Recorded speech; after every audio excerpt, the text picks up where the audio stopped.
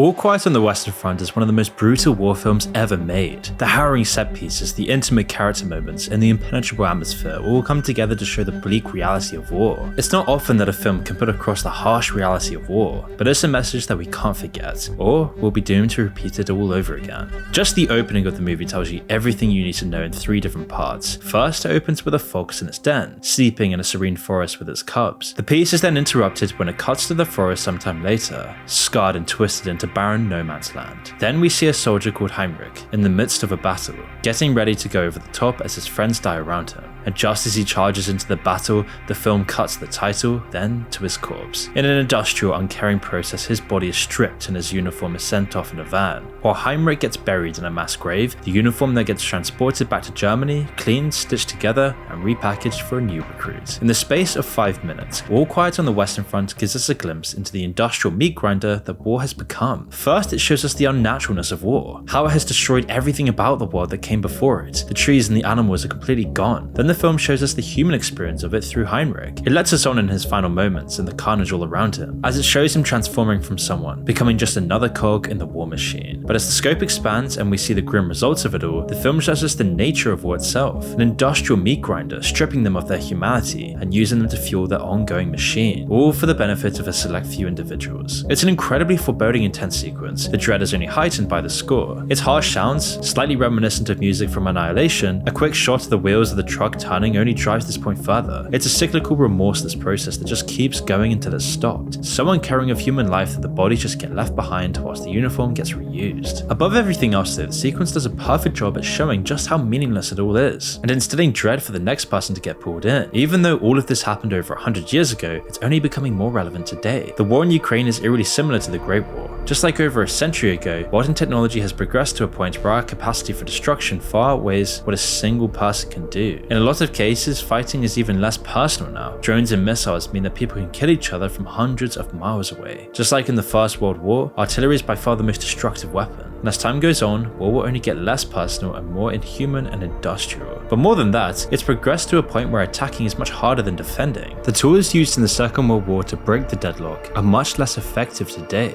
Innovations in intelligence gathering and drone strikes have made vehicles and convoys incredibly vulnerable once they're spotted. Large movements of troops are the same, easy picking for the enemy. Even air power is stunted by tons of highly effective anti-air guns. So now that a relative stalemate has been reached, it's incredibly hard for either side to make any gains. With static front lines, people are forced to go underground. And today we're seeing the same sort of trench warfare all over again. When this happens, the lives of the individual soldiers thrown into the front lines become worth even less. Thousands of souls are thrown away for tiny amounts of progress. No matter how worthy their cause is, all they amount to are slight adjustments to a line on a map. It's a reality that our protagonist is going to see for himself. The next victim of this is Paul, who we see blissfully unaware as he cycles behind the truck which is carrying his future uniform. With how awful war is, it's truly absurd that people could ever be convinced to deal with it. But in a few short scenes, the film gives us a view into how people are prepared and conditioned to accept it. And while the film doesn't really focus on this, it does show you all you need to know. First, we see Paul talking to his friends outside the office, where they're gonna sign up to fight. They're all members of a school fraternity, and even though Paul's parents have forbidden him from joining up, his friends pressure him into forging their signature. If he had any doubts, they're put to rest by their principal, as he gives a speech urging them to war and calling on their love of their country and their patriotism. So Paul gets his uniform, and even though he's still got Heinrich's name in it, the recruiter just tells him it must have been too small for them.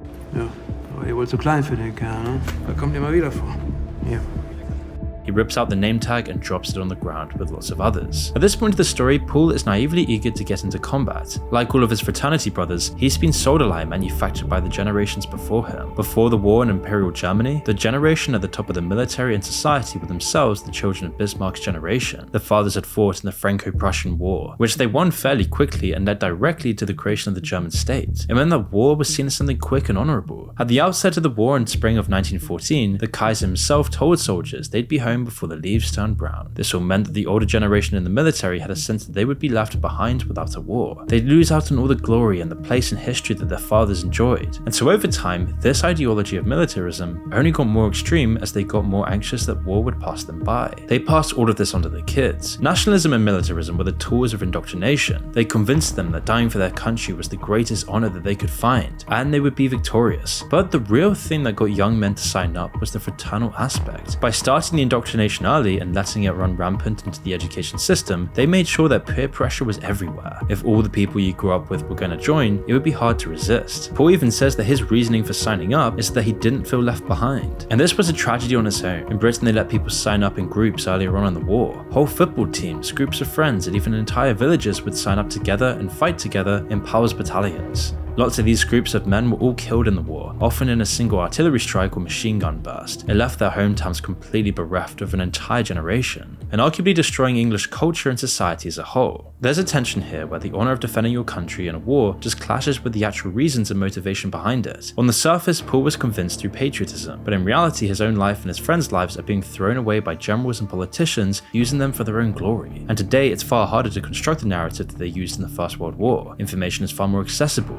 We get glimpses into the reality of it every day through blurry GoPro footage from the front lines and interviews with veterans. And also, people today are far less patriotic. We hate our governments and our politicians and our leaders, so why would we fight for them and risk our lives for them? Even films like All Quiet on the Western Front play their own part in dispelling the myth of a glorious struggle for victory. People are far more suspicious of their governments than a century ago. We know that the vast majority of politicians are self-interested snakes, putting on a show when the election comes around. Would anyone really fight and die for Rishi Sunak or Joe Biden? People are still loyal to their home and their country, and they love their culture and society, but it doesn't mean they'll get suckered into fights some politicians' senseless war for more power, money, and corruption. It means that modern governments today around the world have to use different tactics to convince people to sign up, tactics which are far less effective. Russia has already been testing out a ton of different techniques, often with little success, like this advert that was shown everywhere on social media. Instead of playing to pride, modern military adverts often take advantage of shame instead. It always implies that regular jobs aren't befitting a real man, and that becoming a soldier is the real path to masculinity. It also plays on the frustration that young men today have with society, sticking them in dead-end jobs in office cubicles. But honestly, it's still a much more effective advert than Western militaries have been using, like the US Army commercial.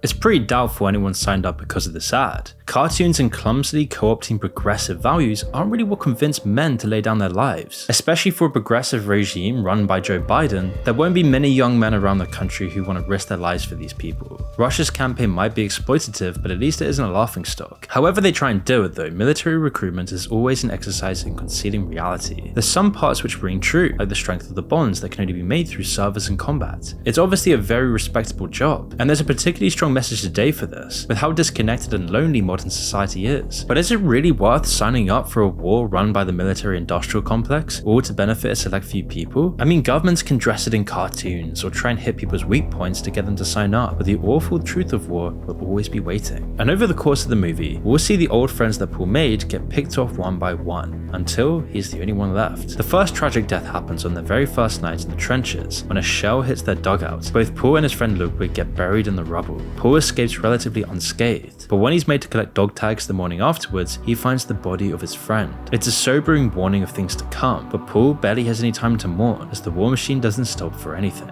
In order to survive, soldiers like Paul have to become unfeeling parts of the machine as well. They need to shed their humanity and their empathy in case they hesitate at the wrong moment. And we see this brutal process unfold over the course of the movie, but a particularly poignant moment occurs about halfway through when Paul falls into a shell hole whilst retreating through no man's land. He's disorientated and he's been in the carnage of the battle for a while now, and as the enemy swarms around him, he's got no choice but to try and stay hidden. However, one French shoulder does spot him, but just as he takes aim, a shell lands and knocks him into the hole as well. Paul's conditioning then kicks in and he rushes over to stab him before he can shoot Paul. Moments later though, Paul's humanity comes rushing back in. He realizes what he's done, and at first he tries to silence the dying man. Then he tries to save him, but of course it's far too late. When Paul opens his jacket pocket, he finds pictures of the man's family. Even in such a harrowing film, it's a particularly striking sequence. Few other films show the brutality of war and the way it strips soldiers of their humanity as well as this scene does. And whilst all of this is happening, the higher-ups and elites are living lives of excess and luxury,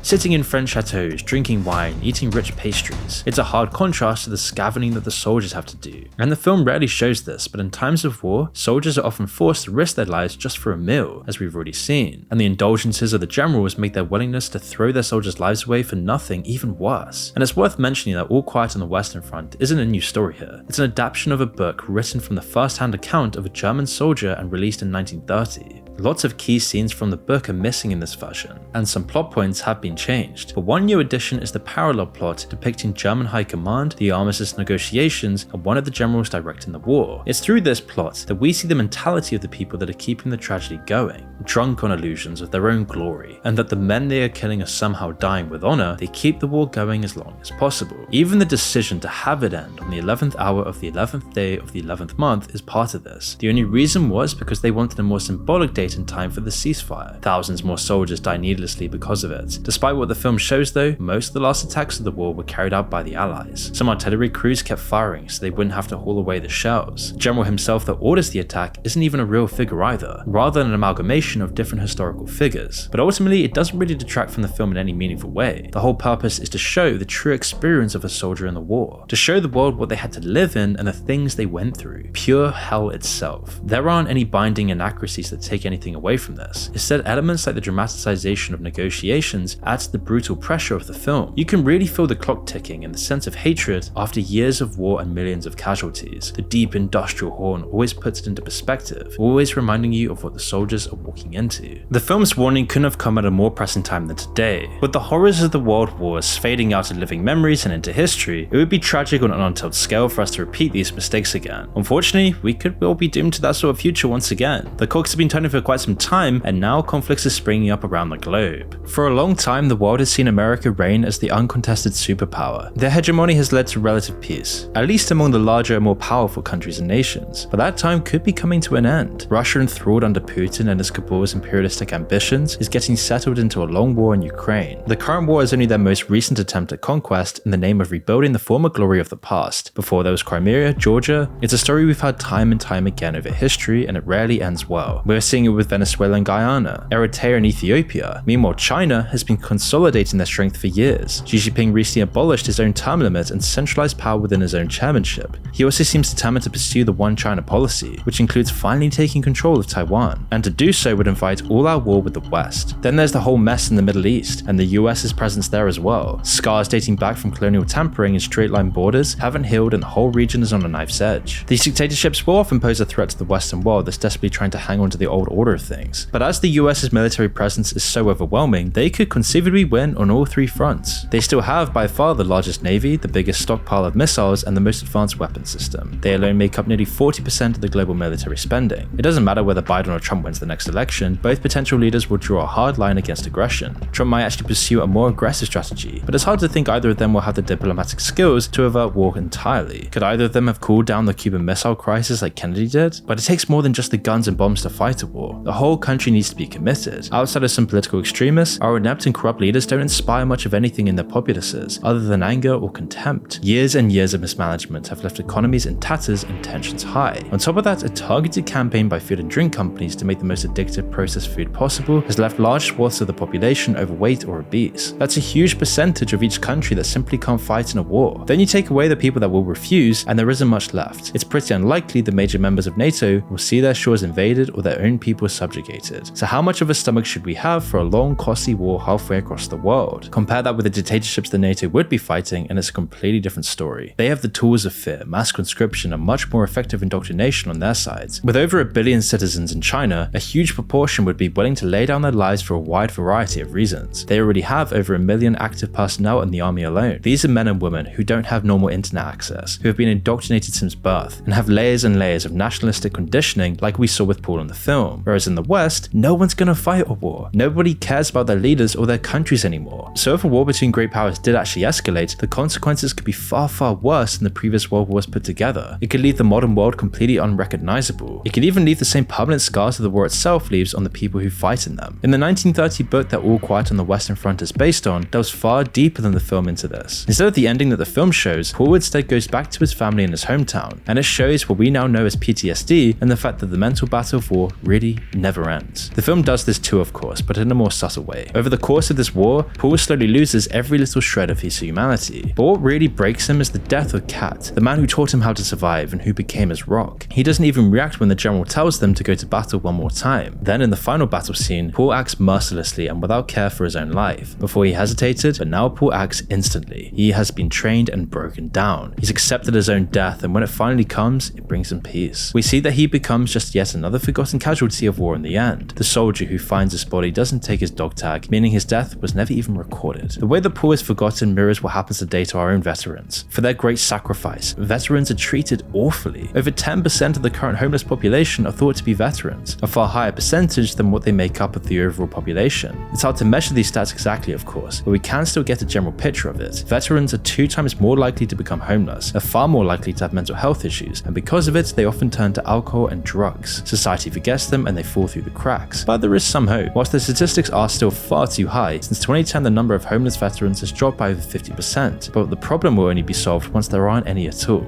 And All Quiet on the Western Front shows us the true reality of warfare, and where it would take us if we go down the wrong path. Through its harrowing view of one person's experience, it analyzes the entire nature of war in the modern age. Because of its quality and its vivid storytelling, it's a film that everybody should see and remember, because the consequences if we forget its message are far too tragic to face.